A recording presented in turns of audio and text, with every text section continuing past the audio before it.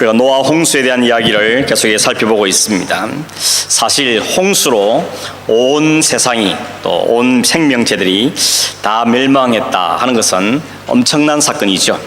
이 당시 인구가 적게 받아도 10억이라고 부르는데 10억이 넘는 인구와 또로 수많은 동물 모든 생물들이 홍수로 해서 다 전멸을 당했다 하는 것은 끔찍하기도 하고 엄청난 사건이 아닐 수가 없습니다. 이 이야기가 역사적인 진짜 사건이냐 하는 점에 대해서 논란들이 있어 왔습니다. 근데 놀랍게도 세계 여러 곳에서 또 나라마다 대륙마다 노아 홍수에 관계된 연관된 이 홍수의 전설들이 상당히 많이 발견되고 있습니다. 대략 한 270여 가지의 전설들이 각 나라 각 곳에서 발견됐다라고 말하고 있습니다. 그 중에 미국 땅의 인디언들이 남겨놓은 기와 조각에 보면 노아 홍수와 비슷한 홍수의 이야기가 거기에 그려져 있는 것이 발견됐습니다. 거의 비슷한 내용들을 담고 있는 걸 보면서 많은 사람들이 놀라기도 했습니다.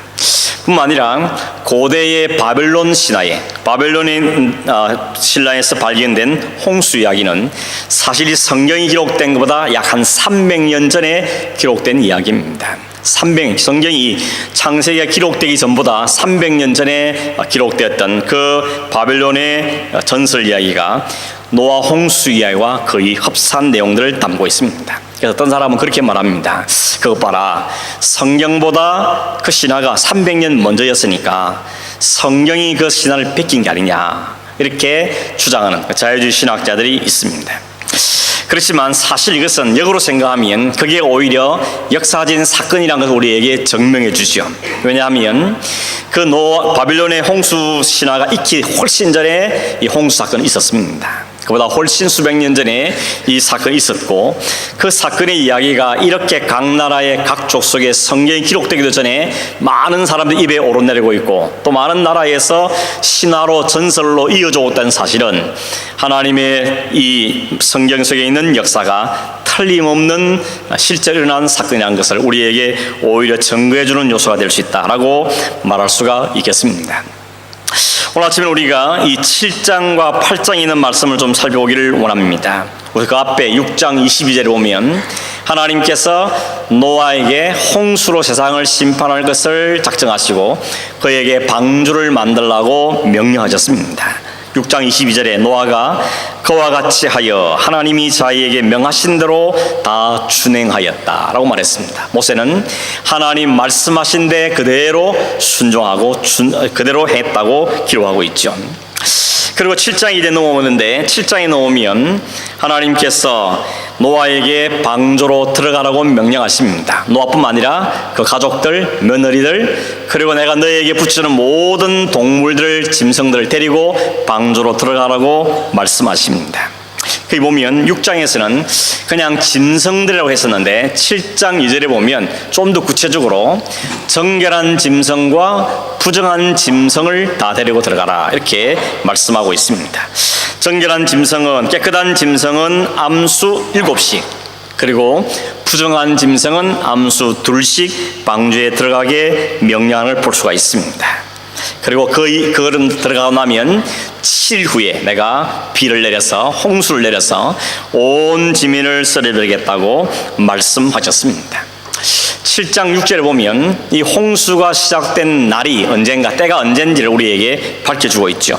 6절에 보시면 노아가 600살 되었을 때였다라고 이야기합니다. 11절은 좀 더 정확하게 말하기를 노아가 600세 되던 해 2월 17일 날 홍수가 시작됐다고 성경에 정확하게 기록하고 있습니다. 왜 이렇게 날짜까지 확실하게 기록했겠습니까? 이것이 틀림없는 역사적인 사건이라는 것을 말씀하시기 위해서 분명한 날과 이게 날짜를 기록한 것으로 볼 수가 있겠습니다. 7장 7절에 보면 노아는 하나님 말씀대로 가족들과 함께 그 모든 동물들을 데리고 방주로 들어갔습니다. 근데 재밌는 것은 그 방주에 들어간 동물들이 하나님 노아가 찾아다니면서 야 너 들어가자 이렇게 데려온 것이 아니고 그 방주 앞으로 동물들이 다 줄지어서 찾아왔다는 것입니다. 마치 에덴 동산에서 하나님께서 동물과 식물 다 만든 다음에 그 많은 동물들 또 새들을 아담 앞에 다 이끌어와서 어떻게 이름 짓나 보자 라고 하셨던 것처럼 이 방주 앞으로도 하나님께서 많은 동물들, 그 새들을 차례차례 데리고 와서 그들 앞에 방주로 들어가도록 인도한 것을 볼 수가 있습니다. 이 홍수가 얼마나 계속됐는지 보니까 이 12절에 보니까 40주야로 말하죠. 40일 밤과 낮 동안 홍수가 있었다라고 이야기합니다. 근데 이 홍수가 위로부터 쏟아져오는 비뿐만 아니고 11절에 보시면 그날에 큰 기품의 샘들이 터졌다 그럽니다. 이 기품의 샘들은 어떤 것인가 하면 원래 히브리어 단어에 보면 땅 아래의 물 이렇게 되어 있습니다. 우리가 는 지하수죠. 땅 속에 있는 물들이 다 지상으로 터져 나온 것입니다. 위에서는 비가 내리고 땅에서는 물이 터져 나오고 그래서 온통 땅이 물로 뒤덮였다고 말하고 있는 것입니다. 우리가 창세기 1장에서 하나님이 천지를 창조하실 때 첫째 날에 하나님 말씀하시기를 빛이 있으라 그러니 빛이 생겼죠. 그 빛을 낮이라 그러시고 빛이 없는 어둠을 밤이다 그러시면서 하나님께서 밤과 낮을 구분하셨습니다. 둘째 날에는 하나님께서 하늘을 만드시는데 하늘을 만드시기 전에 물이 온 땅을 덮고 있다 그랬습니다. 근데 그 물 가운데다가 하나님이 큰 스페이스를 만듭니다. 큰 공간을 만들죠. 그래서 공간 위의 물과 공간 아래의 물로 구분합니다. 그 공간을 우리는 하늘이라 부르고 하늘 위의 물과 하늘 아래의 물로 또 하나님이 나누시는 것을 보게 됩니다. 그리고 그 땅에 있는 물들은 다 모아서 그걸 바다라 그랬죠. 그래서 땅과 바다와 하늘과 하늘 위의 물로 이렇게 구성이 되는 걸 볼 수 있습니다. 그러니까 본래 이 지구 땅이 물에 뒤덮여 있다는 걸 알 수 있습니다. 그 바깥에 물층이 있었다는 것이죠. 그래서 과학자들이 이야기하기로 이 지구를 둘러싸고 있는 이 물층 때문에 태양으로부터 오는 자외선이라든지 이런 태양의 열들이 골고루 온 땅에 퍼졌다는 겁니다. 그래서 오늘처럼 적도는 뜨겁고 남극 북극은 차갑고 그런 게 없고 온 지구가 다 비슷한 온도로 유지됐다는 것이죠. 그러다 보니까 사람들이 살기에 적합하고 동물들이 살기도 적합하고 식물이 자라기도 아주 적합한 환경이었다는 겁니다. 그래서 여러분 화석대에 발견을 보면 식물의 키가 몇 미터다 이런 화석대에 발견되는 것은 바로 그와 같은 환경이었다는 것을 증명해 주는 것으로 볼 수가 있겠습니다.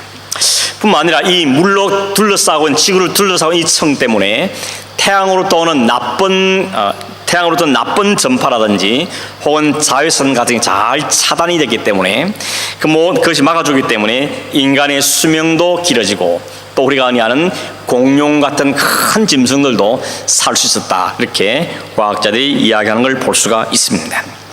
근데 여러분 우리가 아는 것처럼 인간의 타락과 범죄로 인해서 홍수가 내리고 말았고 그 홍수가 내리면서 하늘 위의 물이 다 땅으로 쏟아져 내렸다는 것입니다. 땅 아래의 물이 솟아오르고 하늘 위의 물이 다 쏟아져 내린 것입니다. 그래서 이후로 태양으로부터 해로운 전파라든지 빛들이 곧바로 땅에 쏟아지니까 이제 환경과 이 땅의 상황이 이렇게 어려워지게 됐다고 과학자들은 이야기하고 있습니다. 아무튼 위에서는 하늘이 열려서 마치 창문이 열리지 하늘이 열려버리고 하늘 위에 있던 모든 물이 다 쏟아져 내렸습니다. 그리고 땅 속에 있던 물들이 다 터져 올랐습니다. 그게 며칠 있다고요? 40일 동안 40일 밤과 낮을 그치지 않고 위에서 내리고 땅에서 솟아오르는 일들이 벌어졌던 것입니다. 그러니 더 온 땅이 물이 가득하게 되고 산에 지었던 방주가 물 위에 떠올라서 온 땅, 온 산 위에 방주가 떠다니게 되었다는 것입니다. 그리고 하나님 말씀하신 대로 모든 생명 있는 것들이 물에 다 멸절이 된 것입니다. 홍수가 시작되기 전에 방주에 들어간 과정부터 시작해서 방주에 나올 때까지의 과정을 우리에게 보여주는 것이 7장과 8장의 내용입니다. 이 7장과 8장의 내용을 우리가 그림을 보면서 조금 정리를 해보도록 하겠습니다. 화면을 한번 보시길 바랍니다. 화면을 보시면 잠깐 설명을 드리겠습니다. 여기 방주에 들어간 것이 노아가 600세대였던 2월 10일이죠.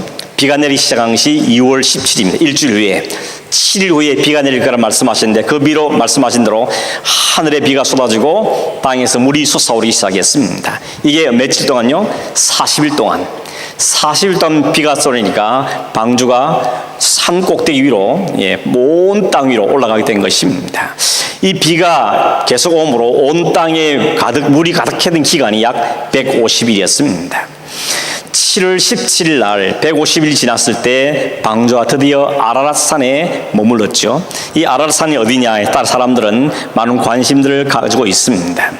이 150일 후부터 이제 물이 점점 줄어들기 시작합니다. 10월 1일 됐을 때 이 드디어 산들의 봉우리가 보이기 시작했고, 그로부터 약 한 40일 지난 다음에 창문을 열고 노아가 까마귀를 내보내고 비둘기를 내보냈죠. 까마귀는 영영 안 돌아왔죠. 비둘기는 있을 곳이 없으니까 돌아왔습니다. 그리고 약 7일 후에 두 번째 비둘기를 내보냈더니 감람 새 잎사귀를 물고 들어왔습니다. 그리고 또다시 일주일 후에 비둘기 보냈더니 다시는 비둘기가 돌아오지 않았다 그랬습니다. 이제 물이 많이 물러갔구나 하는 것을 확인해야 되고, 그해 12월 17일에 물이 충분히 물러간 줄 알게 됩니다. 그리고 1월 1일 날 드디어 방주의 뚜껑을 열어 제치게 되죠. 그러나 아직 땅이 완전히 마르지 않았기 때문에 조금 더 기다렸다가 2월 27일 날 방주에서 나왔다라고 말하고 있습니다. 물이 창했던 게 150일이었고 물이 다시 줄어가던 기간도 150일이었고 땅이 말랐던 기간이 70일이었습니다. 합하면 모두 약 370일 정도 동안 이 방주에 들어갔던 날부터 방주에서 나왔던 날까지 기간이 약 370일 정도가 된다는 것입니다. 8장이 넘어와서 8장 13절 14절에 보면 온 땅에 물이 마르고 노아가 그 가족들과 짐승들 데리고 방주에서 나왔을 때 날도 정확하게 기록하고 있습니다. 노아의 나이가 601세 되던 해 2월 27일이었다고 말하고 있습니다. 들어간 날짜는 600년 2월 17일이었고 그리고 나온 날은 601년 2월 27일로 방주에 들어간 약 370일 만에 방주에서 나오게 됐다는 것입니다. 무려 여러분 1년 넘게 방주 안에서 살았습니다. 여러분 우리가 방주 안에서 박스 안에서 1년 넘게 산다니 얼마나 힘들었겠습니까? 인간적으로 생각해보면 어쩌면 이거 이러다가 그냥 여기서 인생 끝나는 게 아닌가 혹 생각할 수도 있을 것 같고, 저렇게 물이 마른데 언제 물이 그칠 것인가 라는 생각도 했을 것 같고, 하나님이 심판을 임하겠다 말씀하시 언제 끝날지를 말씀 안 하셨기 때문에 이젠가 저젠가 라고 기다리면서 시간들을 보냈을 것 같습니다. 혹시나 하나님 우리를 여기서 건져내는 걸 잊어버리진 않았을까 라고 생각했을지도 모르겠습니다. 근데 오늘 성경 읽은 8장 1절에 보면 하나님께서는 그 노아와 그 가족들이 타고 있는 방주를 절대 잊지 않으셨다고 우리에게 말씀하고 있습니다. 8장 1절입니다. 하나님이 노아와 그와 함께 방주에 있는 모든 들짐승과 가축을 기억하사, 하나님께서 기억하셨다고 말씀하고 있습니다.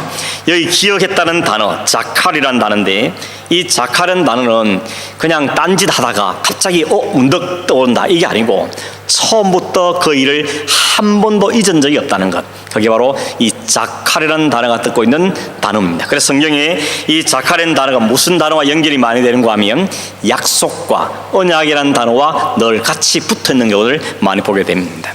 예를 들어서 창세기 6장에 보면 하나님께서 430년간이나 애굽에서 종살이던 이스라엘 백성 드디어 불러내시기로 작정하시고 모세를 보내십니다. 그때 하나님 모세에게 뭐라 말씀하는가 하면, 나는 여호와인데 내가 아브라함과 이삭과 야곱 그들의 오래된 조상에게 가나안 땅을 주겠다고 약속했는데 내가 그 약속을 잊지 않았다. 내가 그 약속을 기억한다 라고 모세에게 말씀하십니다. 여기 말하는 기억이라는 단어가 바로 자칼이라는 단어입니다. 하나님이 자칼이라는 단어는 언제나 하나님의 약속, 하나님의 언약이라는 단어와 함께 붙어서 단어하는 걸 볼 수가 있는 것이죠. 창세기 19장에 보면 롯이 살고 있던 소돔과 고모라 성을 하나님께서 유황불로 심판하시는 장면이 나오죠. 그때 하나님께서 롯은 살려내십니다. 그 성에서 끄집어내십니다. 그런데 성경은 롯을 왜 구출해 주시는가를 이유를 이렇게 설명합니다. 창세기 19장 29절입니다. 하나님이 그 지역의 성을 멸하실 때, 곧 롯이 거주하는 성을 일으키실 때, 엎으실 때에 하나님이 아브라함을 생각하사 롯을 그 엎으시는 중에서 내보내셨더라. 여기 생각하는 단어 역시 기억한다는 같은 자칼이라는 단어입니다. 그러니까 롯이 소돔성에서 살아남게 된 이유가 어디 있는가 하면 롯이 착하기 때문이다 라기보다는 하나님께서 아브라함과 나누었던 그 약속, 그 대화를 기억하시기 때문이라고 말씀하고 있는 것입니다. 우리가 아는 것처럼 하나님께서 소돔과 고모라성 멸망하기 전에 하나님께서 아브라함에게 말씀하시죠. 내가 하는 일을 아브라함에게 숨기겠느냐. 그러면서 아브라함에게 내가 지금 소돔과 고모라를 멸하러 간다 라고 이야기했을 때 아브라함이 뭐라 그랬습니까? 하나님, 그 숭쟁의 그 성중에 의인도 그 악인도 함께 멸하실 겁니까? 혹 그 안에 50명의 의인이 있으면 어떻게 하시렵니까? 하나님이 그러면 그 성을 멸하지 않겠다. 점점 줄어서 10명까지 줄어들었죠.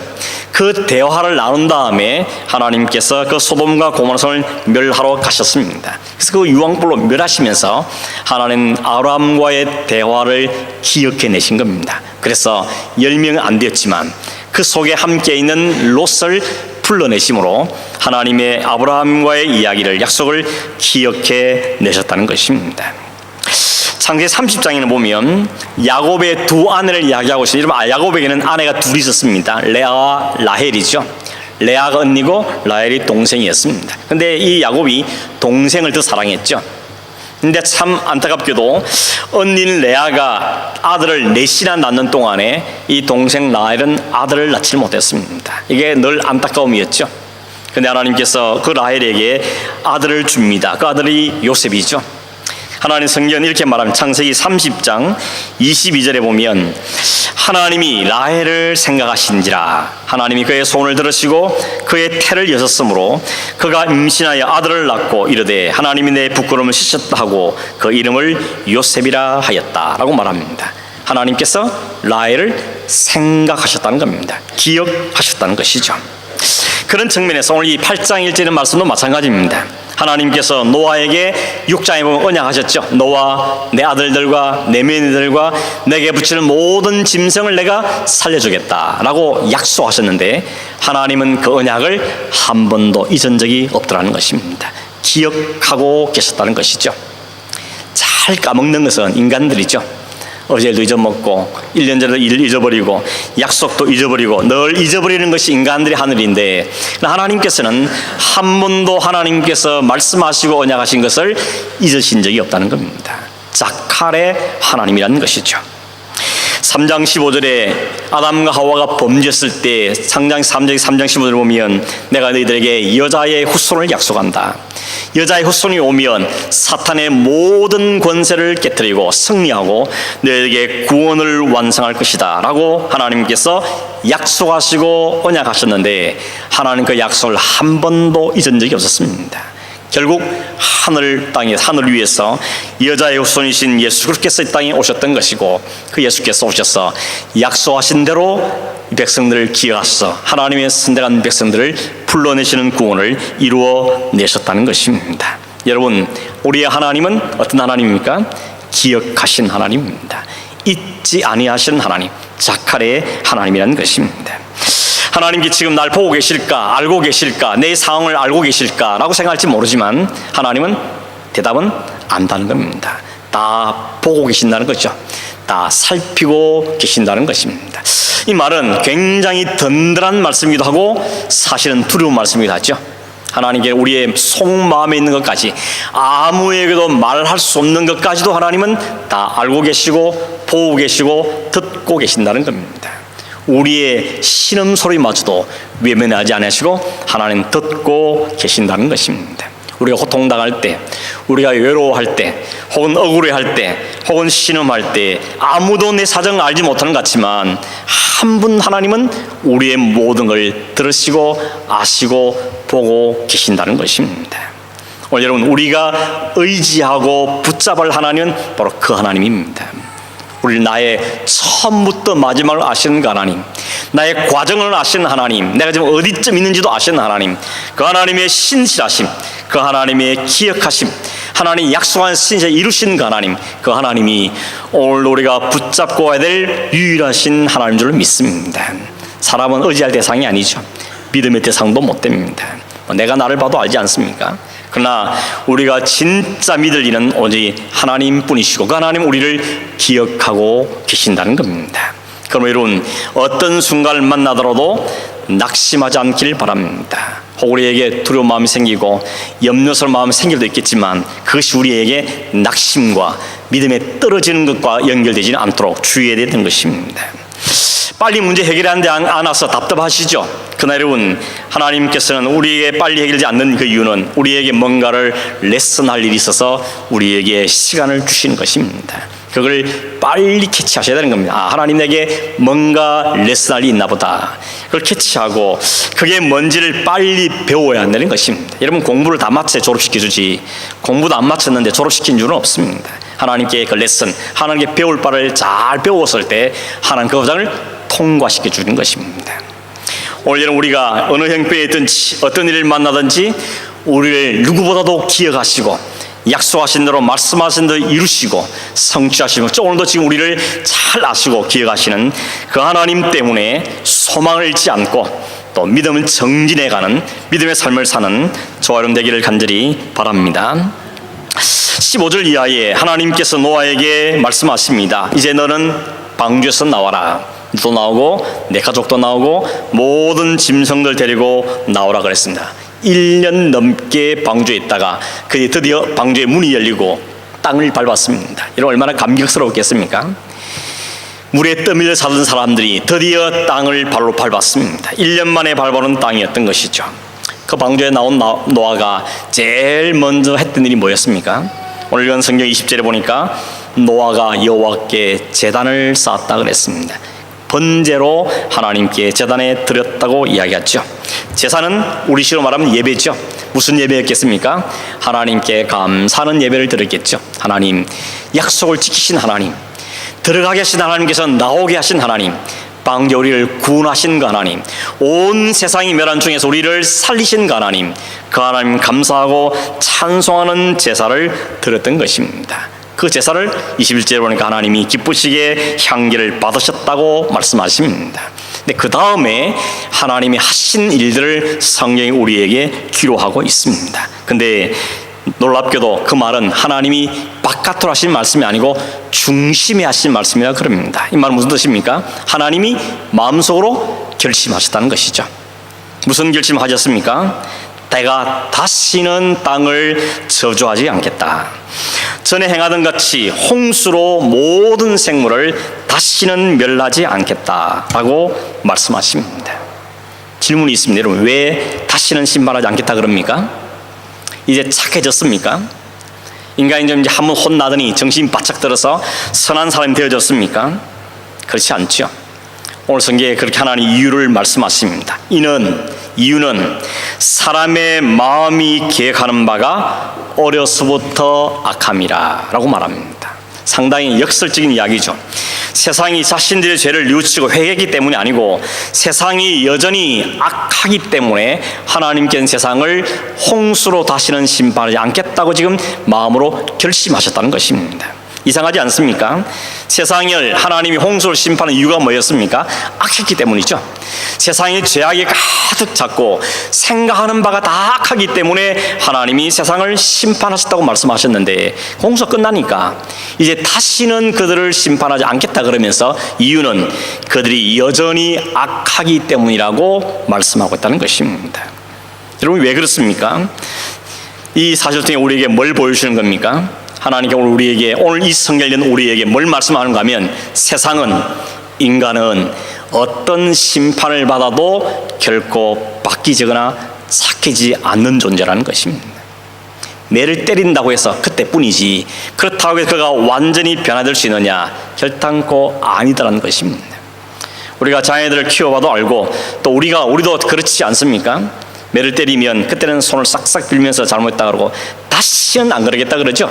근데 여러분, 다시는 안 그랬다 그 말을 몇 분이나 갑니까? 며칠이나 갑니까? 금세 또다시 거기에 빠져드는 것이 우리의 모습인 겁니다.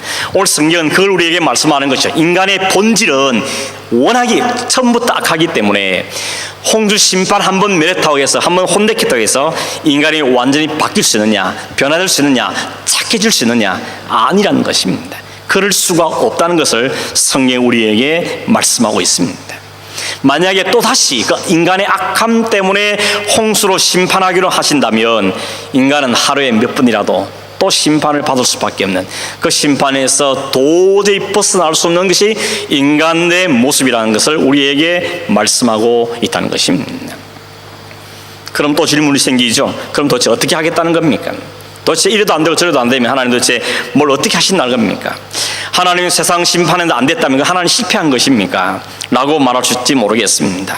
하나님은 이 방법 말고 다른 방법이 있다는 것을 우리를 그것을 이끌게 하기 위해서 이렇게 지금 역사하고 계시는 것입니다. 매를 때리고 심판하고 그래서 될 문제가 아니라는 것을 하나님 우리에게 말씀하고 있습니다. 과거에 어느 학생이 저한테 질문을 했습니다. 하나님께서 구약시대에는 죄를 지으면 곧바로 즉사시키기도 하고 막 땅을 갈라 집어넣기도 하고 불이 내려 죽이기도 하고 그랬는데 오늘 이 시대는 왜 그렇게 하지 않으십니까? 대답은 뭡니까? 구약성경이 이미 보여주셨죠. 그렇게 해봤더니 안 되더라는 것이죠. 인간들은 그 방법으로는 도저히 착한 인간으로 만들어낼 수가 없더라는 것입니다. 인간의 본질 자체가 악하기 때문에 교훈하고 잘 가르치고 좀 훈계하고 그러면 착해지느냐, 그럴 수가 없다는 것을 성경은 우리에게 말씀해주고 있습니다. 그래서 성경은 다른 방법이 있다는 것으로 우리를 이끌고 가기를 원하시는 것입니다. 오늘 세상이 교육을 강조하고 도덕을 강조하고 착하게 살 걸 교육시키면 될 것 같지만 그런 것은 안 된다는 것을 우리에게 가르치시면서 그 방법 말고 유일한 방법 하나밖에 없는데 그 방법으로 우리를 이끌고 가기 위해서 성경은 우리에게 이 모습들을 보여주고 계시는 것입니다. 결국 성경은 그 다른 방법이 뭔지를 알려주는 책이 성경입니다. 성경을 주신 이유가 무엇입니까? 우리가 하나님 백성 되면 하나님 구원받는 사람이 되는 유일한 방법이 뭔지를 깨닫고 알게 하기 위해서 성경이 우리에게 주어졌다는 것입니다. 그럼 여러분, 그 다른 방법이 무엇입니까? 결론부터 말하면 그리스도시죠. 예수 그리스도 외에는 우리를 새롭게 하고 하나님 나라에 들어갈 만한 사람으로 바꿀 수 있는 길은 없다는 것입니다. 그것을 오늘 8장 20절에 나오는 이 노아가 드린 제사를 통해서도 살짝 힌트를 주고 있습니다. 20절에 노아가 여호와께 제단을 쌓고 번제사를 드렸다 그랬습니다. 그런데 제물로 뭘 선택했다 그럽니까?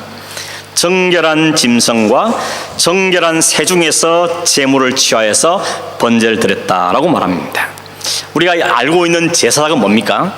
우리가 부정한 일을 했을 때, 죄를 지었거나 형제에 다투었거나 죄를 지었을 때 하나님께 가서 대신 짐승을 바치고 그 짐승이 죽음으로 나의 허물이 사함을 받는 게 제사가 가진 의미죠. 우리가 알고 있는 것처럼 바로 제사는 그런 의미에서 드리는 것이죠. 그래서 짐승이 죽고 내가 사는 겁니다. 그렇다면 하나님이 정결한 짐승을 죽이시고 그걸 받으심으로 모든 인간과 모든 동물들의 모든 짐승들을 대신해서 살리시는 걸 우리에게 보여주는 것이죠. 그러니까 결국 부정한 것들이 정결한 것 때문에 삶을 얻다는 것이 살아나더라는 것을 우리에게 보여주고 있는 것입니다. 좀 더 앞으로 거슬러 올라가서 홍수 심판을 앞두고 하나님이 방주 속에 짐승들 들려보내는데 그냥 짐승들 중에 아니고 정결한 것과 부정한 것이 있다고 이야기했습니다. 또 이상한 일이 아닙니까? 하나님 지금 홍수를 왜 심판하십니까? 홍수를 왜 심판해? 악을 제거하기 위해서 하는 것인데 그러면 정결한 짐승만 들여보내시지 왜 부정한 짐승을 들려보내냐는 것입니다. 부정한 걸 제거하려고 심판하시는데 왜 부정한 짐승을 거기에 태우냐는 것이죠. 그리고 정결한 짐승, 왜 정결한 짐승인지, 부정한 짐승 뭐 때문에 부정한 짐승인지, 그 깨끗하고 깨끗한 차이가 뭔가 하는 것입니다. 착하고 온순한 짐승은 정결한 거고 좀 사나운 것은 부정한 짐승입니까? 성경 그렇게 말하고 있지 않죠. 여러분, 사실은 정결한 짐승, 부정한 짐승이라는 이야기는 나중에 레위기 11장에서 하나님께서 율법을 통해서 말씀하시죠. 그런데 정결한 짐승 어떤 짐승 하면 두 가지입니다. 하나는 사람이 먹을 수 있는 짐승, 또 하나는 하나님께 제사에 드릴 수 있는 짐승이 정결한 짐승입니다. 그래서 뭐죠? 부정한 짐승은 먹지도 말고 만지도 말라 그럽니다. 그걸 만지면 너도 부정해진다. 만지지 말라고 말씀하는 걸 볼 수가 있는 것입니다. 이 말씀을 근거로 볼 때 이 7장에 말하는 정결한 짐승과 부정한 짐승의 구분은 하나님께 바치기에 적절한지 그렇지 않은지가 그 기준이겠다 하는 생각을 할 수 있습니다. 그런데 하나님께서 하나님께 드려질 수 있는 그 정결한 걸 받음으로 하나님께 드려질 수 없는 그 부정한 것들을 살리시는 데 사용하다는 것이 오늘 우리에게 주는 놀라운 모습인 것입니다. 번제제사는 우리가 아는 것처럼 제물을 완전히 다 태워서 드리는 제사죠. 완전한 희생 그리고 감사의 제사가 번제입니다. 하나님께 이 제사를 받으시고는 기쁘게 받으시고는 우리의 모든 죄를 용서하시고 은혜를 베푸시는 겁니다. 그래서 이때 드려진 번제물로 드리는 그 제물은 장차 우리 모든 사람들의 죄를 위해서 대속하신 예수 그리스도를 나타낸 하나의 사인이었던 것입니다. 결국 여러분, 정결하고 깨끗해서 하나님께 받을 수 있는 인간은 없다는 겁니다. 한 분 외에는 오직 하나님이 받으실 만한 제물은 예수 그리스도 그분밖에 없습니다. 예수 그리스도 외에는 그 어떤 것도 정결하지 않기 때문에 하나님께 드려질 수가 없다는 것입니다. 여러분, 여기 부정한 짐승 때 이 부정하다는 단어 뜻이 뭔가 하면 결코 깨끗해질 수 없다는 뜻입니다. 좀 잘 가르치면 깨끗해지는 게 아니고 좀 닦고 물 청소하면 깨끗해지는 것이 아니고 결단코 깨끗해질 수 없다는 뜻을 가지고 있습니다. 깨끗하신 분이 더러운 우리를 대신해서 십자가의 제물로 드려진 것을 우리에게 말씀하는 것입니다. 이런 깨끗한 짐승을 들여서 부정한 짐승이 사는 것은 결국 깨끗한 짐승을 대표하시는 예수께서 부정한 짐승으로 대표되는 우리의 죄를 위해서 드려진 바 되고 그 주님의 드려짐을 통하여서 우리가 살게 됐다는 사실을 이 제사를 통해 우리에게 말씀해주고 있다는 것입니다. 홍수 심판으로 살리는 것이 아니고 방주로 살리는 것처럼 홍수 심판으로 다시는 그들을 멸하지 않고 예수의 십자가의 죽으심으로 살려내겠다 하는 게 하나님의 결심인 것입니다. 그게 하나님의 은혜라는 것이죠. 하나님께서는 정결하고 부정한 것을 판단하신 분일 뿐만 아니라 우리에게 하나님의 그 정결하신 그리스도를 통해 우리를 살리실 분인 것을 우리에게 말씀하고 계시는 것입니다.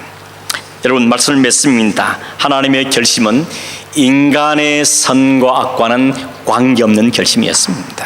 하나님의 일방적인 작정이었습니다. 인간의 뭔가 조건과 기준을 대지 않았습니다. 모든 일은 하나님이 친히 하시겠다는 것입니다. 그래서 여러분, 노아에게 언약하고 아브라함의 언약하고 언약했던 모든 언약의 내용은 하나님의 일방적인 언약을 했죠. 일방적인 언약이었어요. 그리고 하나님이 그 언약은 반드시 기억하시고 반드시 이루어내신다고 말씀하는 것이죠. 그 하나님의 열심 때문에, 그 하나님의 결심과 그 하나님의 신실하심 때문에 우리가 구원을 받게 되는 것임을 성경 우리에게 말해주고 있는 것입니다. 여러분, 노아 이름 뜻이 뭔가 하면 안위한다는 뜻입니다. 창세기 5장 28절 29절 보니까 라멕이 180세에 아들을 낳고 이름을 노아라 하였는데 여호와께서 땅을 저주하심으로 수고롭게 일하는 우리를 이 아들이 안위하리라 라고 말씀하셨습니다. 안위, 컴포트, 레스트라고 영어 성경 번역하고 있습니다. 하나님께서 노아와 그 홍수 사건을 통해서 앞으로 하나님의 백성들에게 주실 하나님의 안식, 하나님의 위로, 하나님의 쉼에 대해서 이 노아를 통해 우리에게 설명해주고 있다는 것입니다. 그 안식은 어떻게 오게 되느냐, 어떻게 우리에게 주어질 것인가, 어떻게 그 안식에 참여해야 되는가 하는 것을 노아를 통해 우리에게 보여주고 있고, 노아에게 약속하셨죠. 방주 안에 들어가는 자에게 안식이 주어진다. 근데 그 약속이 이루어진 데는 120년이나 걸렸습니다. 120년 동안 아무 일 일어나지 않을 때 세상 사람들은 무시하고 조롱하고 비웃었을 겁니다. 뭔 소리냐, 나 이렇게 좋은데. 더군다나 방주에 들어가고 나서도 곧바로 비가 내린 게 아닙니다. 방주 들어갈 때 비가 좀 훅 때렸으면 사람이 큰일 났다 했을 텐데 방주에 들어가고 나서도 7일이나 지난 다음에 비가 내리기 시작했습니다. 그러니 사람들이 뭐라고 하겠습니까? 방주에 들어갈 생각은 하지도 않고 방주에 들어가는 인간들 보고 저 미친 인간들 그러지 않았겠습니까? 이 날씨에 방주 안에 왜 들어가 있냐? 7일 동안이나 그랬을 겁니다.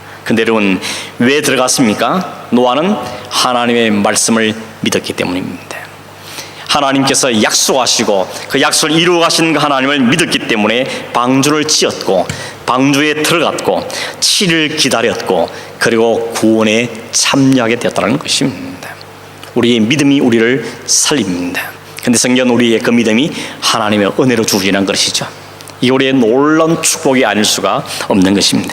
아무리 봐도 믿음을 가질 만한 행위가 다른 것도 아니고 뭘 한 것도 아니었는데 하나님께 은혜로 우리에게 믿음을 선물 주시고 그 믿음으로 우리는 이 세상을 살게 하셨다는 것입니다.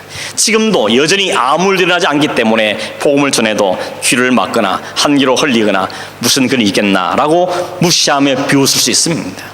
그래서 우리가 살 수 있는 힘은 어디에 있습니까?